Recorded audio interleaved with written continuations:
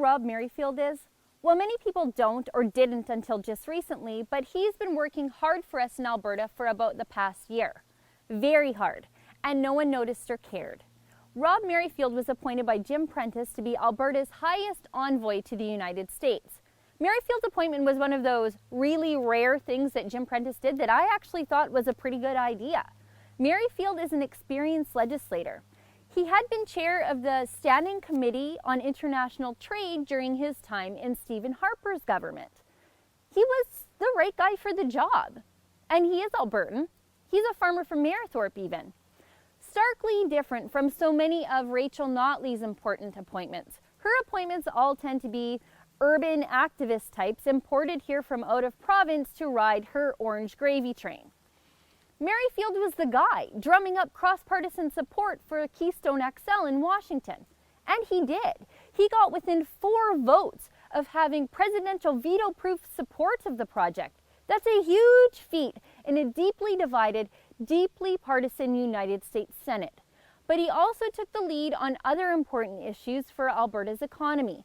He worked hard to repeal country of origin labeling on Canadian meat products. This was a practice our farmers find very discriminatory. And he was working hard on softwood lumber. Rob Merrifield was doing his job for us in Alberta. But here's where it gets weird, but if you think about it, it's also totally predictable. Since taking power, Notley didn't provide him with any direction on time-sensitive issues like softwood lumber. That deal needs to be addressed by October 12th. And now his contract has been terminated 3 years early. Convenient. But Merrifield's talking because he's got nothing to lose. He took his job without severance. He's blasting Notley for smothering his efforts to get Keystone approved with her mixed messages. He's blasting the government bureaucrats for being so political. You know the kind of bureaucrats. They're the kind that the newbie NDPers thought needed a big fat raise until we all fought back. Let's never forget that Rachel Notley's federal pal Tom Mulcair actually went to Washington to lobby against Keystone XL and against Rob Merrifield's efforts on behalf of Albertans. And our provincial NDP MLAs are working hard, but they're campaigning with their federal counterparts to get Tom Mulcair elected. I can see why Merrifield is frustrated. But he's not giving up. He says he's got work left to do and he's going to keep working for Albertans.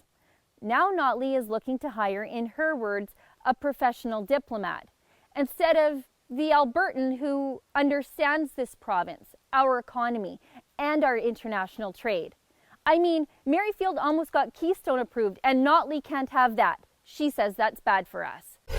Our position on the Keystone was that if we ship unprocessed bitumen to Texas, according to this government and to the American government, we will give tens of thousands of Alberta jobs to Texas, not to Albertans, and that's not what Albertans want to see. Now, I hope Notley's new appointment isn't an out-of-province activist type who sees our resources as a poison instead of a gift, but based on her recent history, I would not be surprised if it were. For TheRebel.Media, I'm Sheila Gunn Reid.